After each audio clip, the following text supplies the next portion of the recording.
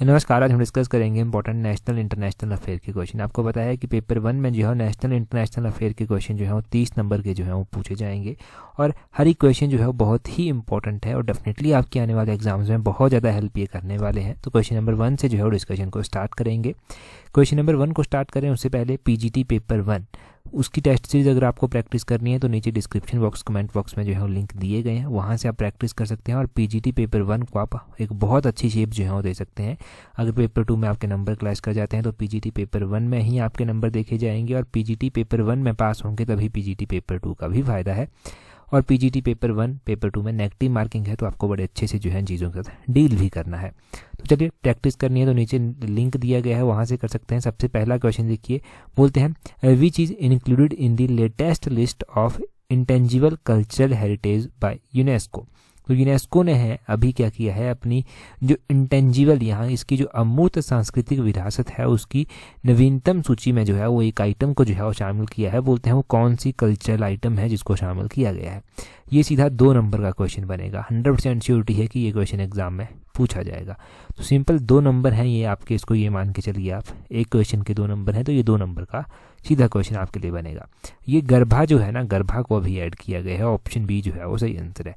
अभी देखो जो रिसेंटली जो कोई चीज़ ऐड की गई है वो गरबा जो डांस है ना उसको जो है वो यहाँ पर ऐड किया गया है।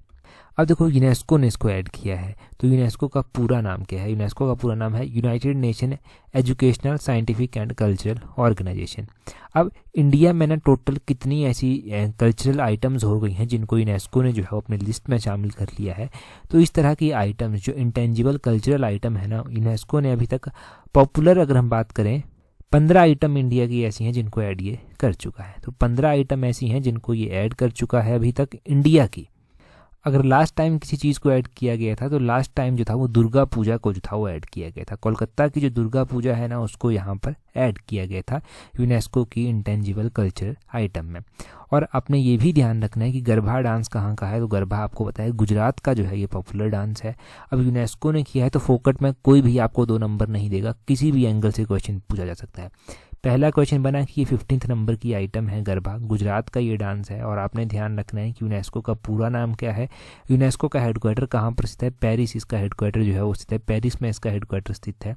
और यूनेस्को की स्थापना कब हुई थी, मोस्ट इंपॉर्टेंट किसकी स्थापना जो था वो कब हुई थी, क्वेश्चन ये भी एग्जाम में जो है वो बन सकता है। तो यूनेस्को की स्थापना 1945 में जो था वो इसकी स्थापना हुई थी। और आपको पता चल गया ना कि यहाँ पर इसका हेडक्वार्टर कहाँ पर स्थित है, इसकी स्थापना कब हुई थी, पूरी बातें आपने समझ ली। अब दुर्गा पूजा को ऐड किया गया था तो गुजरात के चीफ मिनिस्टर भी साथ में आपने ध्यान रख लें, भूपेंद्र पटेल जो है वो गुजरात के चीफ मिनिस्टर हैं, ये भी ध्यान रखें। तो सारी बातें यहाँ से जो भी मैंने बताई ना वो 2 नंबर बनाएंगी कहीं ना कहीं से, तो उनको ज़रूर ध्यान रखना। अगला क्वेश्चन देखें, बोलते हैं यहाँ पर, बोलते हैं the name of cyclone Michaung was proposed by which of the following country. तो ये माईचोंग साइक्लोन जो था ना इसने अभी बहुत ज़्यादा तबाही जो था वो इंडिया के कुछ एक स्टेट में जो था वो मचाई। अब ये माईचोंग साइक्लोन का नाम जो है वो किसके द्वारा जो था वो रखा गया था, किसके द्वारा जो है वो इसको ये नाम दिया गया था। कोई भी साइक्लोन जब आता है ना तो उसको स्पेसिफिक नेम जो है वो दे देता है और ये अलग अलग कंट्रीज़ के पास जो है वो जिम्मेदारी होती है। पहले तो हम बात करते हैं कि ये नाम इसको किसके द्वारा जो था वो दिया गया था। तो म्यांमार, ऑप्शन ए जो है वो सही आंसर हो जाएगा। म्यांमार कंट्री जो है ना इसके द्वारा इस साइक्लोन को जो था वो नाम दिया गया था। अब इंडिया में इसने कहाँ कहाँ पर तबाही जो था वो मचाई, कहाँ कहाँ पर यहाँ नुकसान देखने को मिला। इंडिया के जो आंध्र प्रदेश के कोस्टल एरिया हैं, तमिलनाडु में भी जो है नुकसान देखने को मिला। और ये जो माईचोंग नाम है ना म्यांमार के द्वारा दिया गया तो इसका कुछ मतलब भी तो होगा। माईचोंग का मतलब क्या होता है, इसका मतलब होता है स्ट्रेंथ एंड रिसाइलेंस, ये इसका मतलब होता है। और ये जो जितने भी नाम दिए जाते हैं ना साइक्लोन्स को, इनको कौन मैनेज करता है, इनको WMO के द्वारा जो है वो मैनेज किया जाता है। जो वर्ल्ड मेट्रोलॉजिकल ऑर्गेनाइजेशन है ना वो मैनेज करती है एक लिस्ट को जिसमें अलग अलग कंट्रीज़ जो है वो अलग अलग साइक्लोन्स को जो है वो नाम देते हैं। जैसे कि एक रिमाल साइक्लोन था, रिमाल साइक्लोन का नाम दिया गया है ओमान कंट्री के द्वारा। और असना साइक्लोन था, असला साइक्लोन को नाम पाकिस्तान के द्वारा जो था वो दिया गया। और एक शक्ति करके भी है, शक्ति करके SHKHTI, शक्ति करके इस तरह से है और ये श्रीलंका के द्वारा जो है वो दिया गया। शक्ति नहीं है ये पूरी तरह से, इसमें SHKHTI करके है। तो श्रीलंका ने जो था ये नाम दिया था इसको। अगर देखो 2-3 महीने के अंदर अंदर पेपर हो जाता है ना तो ये भी एक्सपेक्टेड क्वेश्चन बनेगा यहाँ पर, क्योंकि साइक्लोन्स के बारे में प्रीवियसली भी क्वेश्चन पूछे गए हैं। अगला क्वेश्चन देखें हमारे पास, यहाँ पर वही लिखा गया है, इसका मतलब क्या हुआ, रिसाइलेंस एंड फॉर्टिट्यूड इसका मतलब होता है, ये ध्यान रखना है। अगला क्वेश्चन देखें, बोलते हैं recently who has been elected as chief minister of Telangana. देखिए तेलंगाना में बोलते हैं कि तेलंगाना में जो है वो अभी चीफ मिनिस्टर जो है वो चुने गए हैं। तो तेलंगाना में बोलते हैं कि तेलंगाना में किसको जो है वो चीफ मिनिस्टर जो है वो चुना गया है। तेलंगाना में अभी इलेक्शन हुए, अभी यहाँ के चीफ मिनिस्टर चुने गए, रेवंत रेड्डी जो है वो यहाँ के चीफ मिनिस्टर चुने गए। ऑप्शन बी सही आंसर है, रेवंत रेड्डी को यहाँ के क्या चुने गए, चीफ मिनिस्टर चुने गए। अब आपने ध्यान रखना है कि यहाँ पर total number of legislative assembly की सीट्स जो है वो कितनी है। यहाँ पर total number of legislative assembly की सीट्स इंपॉर्टेंट हैं क्योंकि अभी इलेक्शन हुए हैं। तो आज तेलंगाना के बारे में ही बात कर लेते हैं। यहाँ पर 119 जो है वो टोटल नंबर ऑफ सीट्स जो हैं वो यहाँ पर आती हैं जिनके ऊपर इलेक्शन हुए, और इंडियन नेशनल कांग्रेस को यहाँ पर जीत मिली है। तो इंडियन नेशनल कांग्रेस ने जो है वो 64 सीटें जो हैं वो यहाँ पर जीती थी। फिलहाल के लिए यहाँ के मुख्यमंत्री ज़रूरी हैं, बाकी स्टेट्स में भी इलेक्शन हुए हैं, जैसे ही वहाँ के मुख्यमंत्री चुने जाएंगे उनके बारे में भी हम डिस्कस करेंगे, वहाँ के बारे में डिटेल से पढ़ेंगे। परंतु अभी आप रेवंत रेड्डी 119 64 यही डाटा याद रखें। अगले क्वेश्चन में बोलते हैं International Civil Aviation Day every year observed on. तो देखो इंटरनेशनल सिविल एविएशन डे जो है वो अभी मनाया गया। अब इंटरनेशनल सिविल एविएशन डे जो है वो कब मनाया गया ये आपको पता होना चाहिए। ये इंटरनेशनल सिविल एविएशन डे जो है वो अभी 7 दिसंबर को जो था वो मनाया गया। ऑप्शन सी जो है वो सही आंसर है। अब इस इंपॉर्टेंट क्वेश्चन यहाँ से क्या बनेंगे, एक तो डायरेक्टली क्वेश्चन बन जाएगा यहाँ से कि इंटरनेशनल सिविल एविएशन डे कब मनाया जाता है। तो आपका आंसर होगा 7 दिसंबर को मनाया जाता है। इंटरनेशनल सिविल एविएशन डे 2023 की थीम क्या थी, इसकी थीम रखी गई थी advancing innovation for global aviation development, ये इसकी थीम रखी गई थी। तो थीम भी आपको साथ में नोट करनी है, एक बार फिर से रिपीट करता हूँ, advancing innovation for global aviation development, ये इसकी थीम रखी गई थी। इससे पहले जो हम इंपॉर्टेंट डेज पढ़ चुके हैं तो वो हम कौन कौन से इंपॉर्टेंट डेज पढ़ चुके हैं। एक हमने पढ़ा था एड्स डे की, एड्स डे कब मनाया जाता है। एड्स डे आप सभी को पता है 1 दिसंबर को जो है वो मनाया जाता है, परंतु इस बार जो इसकी थीम थी वो भी इंपॉर्टेंट है। इसकी थीम क्या थी, इसकी थीम थी लेट कम्युनिटीज़ लीड, ये थी इसकी थीम, लेट कम्युनिटीज़ लीड करके जो है वो इसकी थीम थी, ये आपने ध्यान रखना है। और इसके बाद जो है वो नेवी डे जो है वो मनाया गया 2 दिसंबर महीने में ही, जो हमने पढ़ा था लास्ट एडिशन में। नेवी डे जो है वो कब मनाया जाता है प्रत्येक वर्ष, नेवी डे जो है वो 4 दिसंबर को जो है वो प्रत्येक वर्ष मनाया जाता है, और इस वर्ष भी 4 दिसंबर को जो है ये नेवी डे मनाया गया, तो वो भी ध्यान रखें। नेवी डे मनाया क्यों जाता है, देखो नेवी डे इसलिए मनाया जाता है क्योंकि इंडिया ने जो था वो कराची हार्बर पर जो था वो अटैक किया था, और यहाँ पर जो इंडिया ने अपना मिशन लॉन्च किया था ना उस दिन, उस मिशन ने जो था वो पाकिस्तान को बहुत ज़्यादा कमज़ोर जो था वो कर दिया था, और पाकिस्तान जो था वो इंडिया के ऊपर हावी नहीं हो पाया था। पाकिस्तान की हार जो था वो उस युद्ध में हुई थी, ये ध्यान रखें। तो उसी दिन को कमेमोरेट करने के लिए ये मनाया जाता है, और आज का दिन भी आपने ध्यान रखना है, दिसंबर 7 का। अगला क्वेश्चन देखें क्या बोलते हैं, बोलते हैं recently project Gemini is in news, it is launched by. तो बोलते हैं कि हाल ही में प्रोजेक्ट जेमिनी खबरों में है, इसे किसके द्वारा लॉन्च किया गया है। देखो प्रोजेक्ट जेमिनी को लॉन्च किया गया है गूगल के द्वारा, ऑप्शन बी जो है वो सही आंसर है। गूगल ने जो है वो इसको लॉन्च किया है प्रोजेक्ट जेमिनी को। है क्या ये प्रोजेक्ट जेमिनी, थोड़ा सा पता होना चाहिए इसके बारे में भी। गूगल ने ये इसलिए लॉन्च किया है ताकि आर्टिफिशियल इंटेलिजेंस का मॉडल जो है वो उसको कुछ इस तरह से बनाया जाए ताकि वो इंसान की तरह जो है वो बिहेव जो है वो कर सके, ताकि वो ह्यूमन लाइक बिहेव जो है वो कर सके, और इसी तरह से जो है वो बनाया गया है इस प्रोजेक्ट जेमिनी को कि इस तरह से ये करे। परंतु यहाँ से ना डिबेट भी शुरू हो जाती है। डिबेट क्यों शुरू होती है, डिबेट इसलिए शुरू होती है कि अगर आर्टिफिशियल इंटेलिजेंस, आपको पता है कि प्रेजेंट टाइम में आर्टिफिशियल इंटेलिजेंस का इम्पैक्ट कितना ज़्यादा है, तो अगर ये ह्यूमन लाइक बिहेव करने लग पड़ी तो इसके नेगेटिव इम्पैक्ट जो है वो बहुत ज़्यादा है सोसाइटी के ऊपर। तो नेगेटिव इम्पैक्ट से कैसे निपटा जाए ना, इसके ऊपर भी वर्ल्ड में एक डिबेट चली हुई है कि इसको रेगुलेट किया जाना चाहिए। अभी ये रेगुलेटेड नहीं है, मन मर्जी से जो चाहे जो कर रहा है। परंतु खैर अभी यूएस जैसी कंट्रीज जो है वो मिलिट्री में भी इसके ऊपर जो है वो थोड़ी रोक लगाने पर या लिमिटाइज करने पर जो है वो डिस्कशन कर रहे हैं। अभी हम यहाँ से ओपन एआई की बात करते हैं। जो ओपन एआई टूल है ना उसकी हमने डिस्कस की थी कि उसकी खोज कब की गई थी, उसकी स्थापना कब की गई थी। 2015 में जो था वो उसकी स्थापना की गई थी।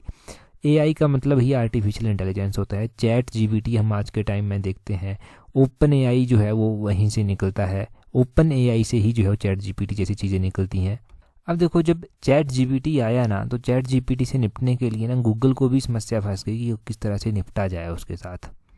तो गूगल ने भी जो था वो अपना एक चैटबॉट जो था वो उसके लिए जारी किया, उसको नाम दिया गया था बार्ड, BARD करके बार्ड नाम दिया गया था। तो पूछा जाए ना कि बार्ड एक आर्टिफिशियल इंटेलिजेंस टूल है, चैटबॉट है, इसको जो है वो किसके द्वारा डेवलप किया गया था, तो गूगल के द्वारा जो था वो इसको डेवलप किया गया था। ये भी आपने ध्यान रखना है यहाँ पर। तो ये भी क्वेश्चन यहाँ से बनेगा। अगला क्वेश्चन देखें, बोलते हैं India has been re elected to International Maritime Organization, where is headquarter of International Maritime Organization situated. तो बोलते हैं कि भारत को जो है वो भी हाल फिलहाल में अंतर्राष्ट्रीय समुद्री संगठन IMO के लिए जो है वो फिर से चुना गया है। अब IMO का मुख्यालय बोलते हैं कि कहाँ पर जो है वो स्थित है। अब IMO के लिए चुना गया है तो IMO का हेडक्वार्टर जो है वो लंदन में स्थित है। ऑप्शन ए जो है वो सही आंसर हो जाएगा। अब IMO के लिए चुना गया है तो कौन से ईयर के लिए चुना गया है, तो 2024 और 2025 के लिए जो है वो इंडिया को चुना गया है। ये भी ध्यान रखना है। और वोटिंग यहाँ पर होती है कि किस कंट्री को भेजा जाएगा, तो इंडिया को काफ़ी अच्छे वोट जो है वो यहाँ पर मिले तो इंडिया को चुन लिया गया। इसमें जितने भी IMO स्टेट्स होते हैं ना वो 2 साल में एक बार जो है वो मुलाकात करते हैं। 2 साल में एक बार उनकी मुलाकात होती है। अब हमें यहाँ से IMO इंटरनेशनल मैरीटाइम ऑर्गेनाइजेशन के बारे में भी क्वेश्चन पता होने चाहिए। एक तो हमने जान लिया कि इसका हेडक्वार्टर जो है वो कहाँ पर स्थित है, इसका हेडक्वार्टर हमने जान लिया, परंतु यहाँ से और भी क्वेश्चन अभी बनेंगे, जैसे कि इसकी स्थापना कब हुई, और भी क्वेश्चन पूछे जाएंगे। तो वो क्या है, इसकी जो स्थापना की अगर हम बात करें ना कि कब हुई थी, तो 1948 में जो था वो इसको स्टेबलाइज किया गया था, ये ध्यान रखें। और जब हम मैरीटाइम की बात कर रहे हैं तो वर्ल्ड मैरीटाइम डे भी जो है वो मनाया जाता है। वर्ल्ड मैरीटाइम डे कब मनाया जाता है प्रत्येक वर्ष, आपने ध्यान रखना है कि प्रत्येक वर्ष ना ये अलग अलग डेट को जो है वो मनाया जाता है। अलग अलग डेट को किस तरह से मनाया जाता है, तो जैसे कि देखो वर्ल्ड मैरीटाइम डे जो है वो लास्ट थर्सडे ऑफ सितंबर को जो है वो मनाया जाता है। तो इस वर्ष ये सितंबर 28 को जो है वो मनाया गया था। ये भी ध्यान रखें कि लास्ट थर्सडे को आता है ये सितंबर महीने के। और इस तरह नेशनल का भी एक मैरीटाइम डे जो है वो मनाया जाता है। नेशनल मैरीटाइम डे भी आपसे पूछा जा सकता है कि कब मनाया जाता है, तो नेशनल मैरीटाइम डे अप्रैल के महीने में मनाया जाता है। अप्रैल के महीने में ये 5 अप्रैल को जो है वो मनाया जाता है। अब नेशनल मैरीटाइम डे भी आपको ध्यान रहेगा, आपको वर्ल्ड मैरीटाइम डे भी ध्यान रहेगा, आपको इंटरनेशनल मैरीटाइम ऑर्गेनाइजेशन भी ध्यान रहेगी। इसमें इंडिया को चुना गया, 2 सालों के लिए चुना गया, वो सारी चीज़ें आप ध्यान रखेंगे। नेक्स्ट क्वेश्चन में देखें क्या बोलते हैं। नेक्स्ट क्वेश्चन में बोलते हैं which state hockey team won the title of senior mains national hockey championship. बोलते हैं कि किस राज्य की हॉकी टीम ने सीनियर पुरुष राष्ट्रीय हॉकी चैंपियनशिप का खिताब जो है वो जीता है। अब देखो हॉकी की जब बात की जा रही है ना तो आपने ध्यान रखना है कि पंजाब की टीम ने जो है ये टाइटल जीता है। ऑप्शन बी जो है वो सही आंसर है। पंजाब की टीम ने टाइटल जीता है, परंतु हराया भी तो किसी ना किसी को होगा। हराया किसको है, पंजाब ने जो है वो हरियाणा की टीम को जो है वो यहाँ पर हराया है। आपने ध्यान रखना है सीनियर मेन नेशनल चैंपियनशिप में जो है वो हरियाणा की टीम को जो है वो इन्होंने हराया है और ये खिताब जो है वो अपने नाम किया है।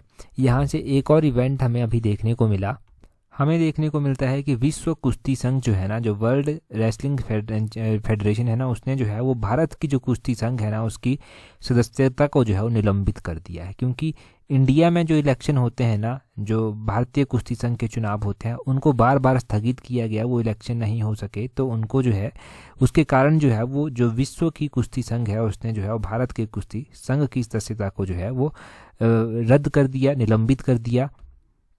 तो हो सकता है कि ऐसा क्वेश्चन आपसे स्टेटमेंट बेस्ड क्वेश्चन में पूछ ले जाए कि भारत की सदस्यता को रद्द किया गया है, तो आपका आंसर होगा कि हाँ भारत की सदस्यता को जो है वो रद्द जो है वो कर दिया गया है। तो हमने कुश्ती के बारे में भी जान लिया, हमने हॉकी टीम के बारे में भी जाना। यहाँ से अगला क्वेश्चन देखिए, हम बोलते हैं which day is observed in France as Bastille Day. तो ये है पीजीटी जो लेक्चर का पेपर होता है उसका PYQ है, प्रीवियस ईयर क्वेश्चन है। प्रीवियस ईयर क्वेश्चन पूछा गया था तो ये इंपॉर्टेंट है। फ्रांस का जो बेस्टाइल डे मनाया जाता है वो बोलते हैं कब मनाया जाता है। फ्रांस का बेस्टाइल डे जो है वो मनाया जाता है कौन से महीने में, ये जुलाई के महीने में मनाया जाता है और 14 जुलाई को ये मनाया जाता है। ऑप्शन बी सही आंसर है। इस बार जब ये मनाया गया था तब हमने डिस्कस भी किया था, परंतु इम्पोर्टेंट था इस बार का। बेस्टाइल डे की जो परेड थी ना, बेस्टाइल डे की परेड में जो था भारत के प्रधानमंत्री नरेंद्र मोदी को जो है वो गेस्ट ऑफ ऑनर दिया गया, ये जो था वो यहाँ पर गए थे, तब इसलिए ये इम्पोर्टेंट बना बेस्टाइल डे। और बेस्टाइल डे ना ये फ्रांस का होता है, फ्रांस का बेस्टाइल डे होता है, ये भी आपने ध्यान रखना है। आपको पता है कि रफाल प्लेन के बारे में आपने सुना है क्या? रफाल प्लेन के बारे में, ये हमने कहाँ से लिए हैं, कौन सी कंट्री ने दिए हैं, तो ये फ्रांस से ही जो है वो लिए गए हैं रफाल प्लेन, ये भी आपने ध्यान रखना है। और बेस्टाइल डे परेड जो है वो जुलाई 14 को जो है वो मार्क की जाती है। साथ में फ्रेंच रेवोल्यूशन के बारे में ध्यान रखना है कि फ्रेंच रेवोल्यूशन जो था वो कब हुई थी, ये 1789 में स्टार्ट हो गई थी और 1799 तक जो था वो चली थी। और इंडिया में भी जो है वो इसका इम्पैक्ट देखने को मिलता है। अगर हम देखते हैं अपने कॉन्स्टिट्यूशन में ना, तो कुछ आइटम ऐसी हैं जो फ्रेंच रेवोल्यूशन से जो है वो ली गई हैं। वो कौन कौन सी आइटम है जो फ्रेंच रेवोल्यूशन से जो है वो ली गई हैं? हमारी जो डेमोक्रेटिक वैल्यूज़ हैं, जिनमें लिबर्टी, इक्वलिटी और फ्रेटर्निटी जो है वो आता है, वो फ्रेंच रेवोल्यूशन से जो है वो ली गई है। तो इस तरह से हम इंडिया और फ्रांस के बीच में अच्छे रिलेशन देख सकते हैं। हम इंडिया फ्रांस के साथ क्या कोई एक्सरसाइज भी करता है, मिलिट्री एक्सरसाइज, तो इंडिया फ्रांस के साथ जो है वो एक्सरसाइज करता है। एक हम वरुण एक्सरसाइज करते हैं, एक हम गरुड़ एक्सरसाइज करते हैं। गरुड़ एक्सरसाइज जो है वो एयरफोर्स के बीच में होती है इंडिया और फ्रांस की, और वरुण एक्सरसाइज जो है वो इंडिया और फ्रांस की नेवी के बीच में जो है वो होती है। तो वरुण और गरुड़ ये दोनों ही आपके मन में हर टाइम होनी चाहिए। PYQ हमने डिस्कस किया। अगला क्वेश्चन देखें क्या बोलते हैं, ये भी PYQ ही है, क्योंकि प्रीवियस क्वेश्चन से आप फैमिलियर होने चाहिए, हो सकता है रिपीट करके पूछ ले जाए। यहाँ पर बोलते हैं कि what is Auschwitz town on Poland known for, तो बोलते हैं कि पोलैंड का जो ऑस्विट्ज कस्बा है वो किसके लिए जाना जाता है। तो देखो ये जाना जाता है German death camp of Hitler, German death camp of Hitler के रूप में जाना जाता है। और ये आप देखेंगे कि जब वर्ल्ड वॉर चला हुआ था, तो वर्ल्ड वॉर के दौरान जो है यहाँ पर काफ़ी कंसंट्रेशन जो था वो थी उस टाइम। अगर हम बात करते हैं ना कैंप की, अगर हम बात कर रहे हैं और हम बात कर रहे हैं वर्ल्ड वॉर की, तो वर्ल्ड वॉर सेकंड हमें उस टाइम जो है वो यहाँ पर इम्पैक्ट देखने को मिलता है। वर्ल्ड वॉर सेकंड एक्चुअली में हुआ कब था, ये भी तो क्वेश्चन पूछा जा सकता है कि वर्ल्ड वॉर सेकंड जो था वो हुआ कब था। 1939 में स्टार्ट हुआ था, 45 तक जो था ये मुख्य रूप से चला था, 1939 टू 1945, वो भी आप ध्यान रखें। पोलैंड जैसी कंट्रीज, इनकी करेंसी और इनकी कैपिटल जो है वो पूछी जा सकती है, पोलैंड की करेंसी और कैपिटल। तो पोलैंड की करेंसी सबसे पहले आपने ध्यान रखनी है कि पॉलिश करके इसकी करेंसी है, पॉलिश ज़्लॉटी करके, ठीक है, ZLOTY, पॉलिश ज़्लॉटी करके इसकी करेंसी आती है। और इसकी कैपिटल की अगर हम बात करते हैं तो इसकी कैपिटल जो है वॉर्सो में है, वॉर्सो आपने ध्यान रखना है जहाँ पर इसकी कैपिटल जो है वो स्थित है। ये कैपिटल पूछी जा सकती है। ज़्लॉटी, पॉलिश ज़्लॉटी करके इसकी करेंसी है, वो तो इम्पोर्टेंट हो ही गई आपके लिए। यहाँ पर जर्मन भी डिस्कस हुआ है, तो जर्मन की कैपिटल और करेंसी तो आपको पता ही होगी। जर्मन की जो कैपिटल है वो बर्लिन में है, ये इसकी कैपिटल है, और इसकी करेंसी तो यूरो है, यूरो आपको ध्यान भी रह जाएगा। ये सारा आपने यहाँ से जान लिया। और अगला क्वेश्चन देखते हैं हम हमारे पास क्या पूछा गया है नेक्स्ट क्वेश्चन में। नेक्स्ट क्वेश्चन देखें हमारे पास पूछा गया है around which year was Haji Ali Dargah of Mumbai constructed, तो बोलते हैं कि मुंबई की जो हाजी अली दरगाह थी उसका निर्माण किस वर्ष किया गया था। तो इसका निर्माण 1431 में जो था वो किया गया था। ऑप्शन ए सही आंसर है। जो टॉम्ब है ना, जो हाजी अली हैं उनका जो मकबरा है ना, वहाँ उसी के ऊपर जो है उसको बनाया गया है। क्वेश्चन इस तरह से भी पूछा जा सकता है कि हाजी अली दरगाह कहाँ पर है, तो मुंबई आपने ध्यान रखना है। 1431 में इसकी कंस्ट्रक्शन की गई थी। अब एक क्वेश्चन हमने पहले भी एग्जाम में देखा है, हमने क्वेश्चन दरगाह से रिलेटेड क्वेश्चन देखा है कि सूफी संत मोइनुद्दीन चिश्ती जो है ना, मोइनुद्दीन चिश्ती हैं, इनकी दरगाह कहाँ पर स्थित है, तो उनकी दरगाह अजमेर राजस्थान में स्थित है। ये क्वेश्चन जो था वो प्रीवियसली एग्जाम में पूछा जा चुका है। यहाँ से ना सूफी संप्रदाय के बारे में क्वेश्चन बन सकता है। सूफी संप्रदाय के बारे में आपने ध्यान रखना है कि यहाँ पर एक सूफी संप्रदाय में जो है अलग अलग संप्रदाय इसमें बाद में चलकर आए, जैसे कि चिश्ती संप्रदाय इसमें एक आया। चिश्ती संप्रदाय का सिलसिला कहा जाता है कि ये जो है वो ख्वाजा मोइनुद्दीन चिश्ती जो 1192 में मोहम्मद गौरी की सेना के साथ भारत आए थे, उनके द्वारा जो है वो इस चिश्ती संप्रदाय की जो था वो यहाँ पर आकर नींव जो था वो डाली गई थी। तो ये भी क्वेश्चन पूछा गया है कि किसकी सेना के साथ जो था वो ख्वाजा मोइनुद्दीन चिश्ती भारत आए थे, तो वो आए थे किसकी सेना के साथ, मोहम्मद गौरी की सेना के साथ भारत ये आए थे। और दो हमने दरगाह जान ली, स्थापना कब हुई वो भी हमने जान लिया। यहाँ से यही क्वेश्चन बन सकते हैं। नेशनल इंटरनेशनल अफेयर का क्वेश्चन मतलब सिर्फ यही नहीं है कि सिर्फ करंट अफेयर के क्वेश्चन पूछे जाएंगे। पूछने वाला कुछ भी पूछ सकता है, क्योंकि प्रीवियस ईयर के क्वेश्चन पे हमने ये सिनेरियो ऑलरेडी देखा है कि पूछने वाले का जो मन किया उसने वो पूछा है, चाहे वो पॉलिटी के क्वेश्चन हो, हिस्ट्री के हो, मॉडर्न हो, एंशियंट हो, कोई भी क्वेश्चन हो वो पूछा गया है वहाँ पर। अगला क्वेश्चन देखते हैं हमारे पास क्या दिया गया है। अब हिंदी इंग्लिश के क्वेश्चन प्रैक्टिस करना भी ज़रूरी है, थोड़े से वो क्वेश्चन भी प्रैक्टिस करेंगे। उससे पहले देखो एलाइड सर्विसेज की तैयारी कर रहे हैं तो उसकी टेस्ट सीरीज आप ज्वाइन कर सकते हैं। बहुत सारे स्टूडेंट्स हमारे साथ जुड़ चुके हैं एलाइड में। अगर आप भी जुड़ना चाहते हैं तो नीचे एलाइड सर्विसेज की टेस्ट सीरीज का लिंक दिया गया है, वहाँ से जुड़ सकते हैं। यहाँ पर देखें जी क्या बोलते हैं, यहाँ पर बोलते हैं निम्नलिखित में से समुद्र का पर्यायवाची शब्द नहीं है। अगर हम बात करते हैं ना समुद्र के पर्यायवाची शब्द की, तो ये तो ना बहुत इंपॉर्टेंट है। समुद्र के पर्यायवाची शब्द में ना जलद नहीं आता है। ऑप्शन बी जो है वो सही आंसर हो जाएगा। इसके अलावा समुद्र के पर्यायवाची में आप देखेंगे जो उदती है ये इसका पर्यायवाची होता है, नदीश इसका पर्यायवाची होता है, अर्णव इसका पर्यायवाची होता है, सागर भी जो है वो समुद्र को कहा जाता है, निरनिधि भी जो है वो समुद्र को कहा जाता है, पारावार भी समुद्र को कहा जाता है, पारावार भी समुद्र को कहा जाता है। एलाइड के मेंस में भी इस तरह से जो पर्यायवाची शब्द हैं वो पूछे जाते हैं। अगले क्वेश्चन में देखें, बोलते हैं अमृत का समानार्थक शब्द जो है वो कौन सा है। यहाँ पर 4 ऑप्शन दिए गए हैं। यहाँ पर पूछा गया है समानार्थक शब्द, तो अमृत का समानार्थक शब्द जो है सुधा जो है इसका समानार्थक शब्द है। ऑप्शन बी जो है वो सही आंसर है। अमृत के समानार्थी शब्दों में पीयूष आ जाता है, यहाँ पर सुधा आ जाता है, सुभा आ जाता है, मधु आ जाता है, सोम आ जाता है। ये सारे जो हैं वो अमृत के पर्यायवाची हैं। तो अमृत के पर्यायवाची आपने ध्यान रखने हैं कौन कौन से हैं। अमृत के पर्यायवाची अगर एग्जाम में पूछे जाएँ तो वो आपको पता होने चाहिए। समानार्थक शब्द इसके भी हैं, इसके पर्यायवाची भी हैं, तो वो सारे के सारे जो हैं वो इम्पोर्टेंट है। नेक्स्ट क्वेश्चन देखें हमारे पास, बोलते हैं पर्वत का पर्यायवाची शब्द कौन सा है। तो पर्वत का पर्यायवाची शब्द ना नग होता है। ऑप्शन ए जो है वो सही आंसर है। अब पर्वत का पर्यायवाची शब्द कौन कौन से होते हैं। नग इसको कहते हैं, पहाड़ कहते हैं, अचल कहते हैं, भूमिधर कहते हैं, गिरी भी जो है वो कहा जाता है। गिरी तो बड़ा ही कॉमन है, गिरी जो है वो पर्वत को कहा जाता है। तुंग भी जो है वो इसको कहा जाता है, तुग भी आपने ध्यान रखना है। शैल कहा जाता है, ये ध्यान रखें, शैल भी कहा जाता है। नग भी कहा जाता है, नग तो हो गया यहाँ पर, ठीक है, ये आपने ध्यान। अच्छा पक्षी के क्या क्या पर्यायवाची हैं वो आपने कमेंट करके बताने हैं। पक्षी शब्द के क्या क्या पर्यायवाची हैं जल्दी से कमेंट करके बता दीजिए। आगे है इंग्लिश का क्वेश्चन, बोलते हैं the man was accomplish the thief. तो यहाँ पर होगा man was accomplish with the thief. Option C जो है वो सही आंसर है, विद इसका सही आंसर हो जाएगा। आगे भी इंग्लिश का क्वेश्चन है। नेक्स्ट क्वेश्चन में देखें क्या बोलते हैं। नेक्स्ट क्वेश्चन में यहाँ पर देखें, अगला क्वेश्चन है आपके पास, बोलते हैं the sick unit are detached the main group of companies. तो यहाँ पर क्या होगा, सिक यूनिट्स आर, यहाँ पर होगा sick units are detached from the main group of companies, उनको डिटैच कर दिया गया।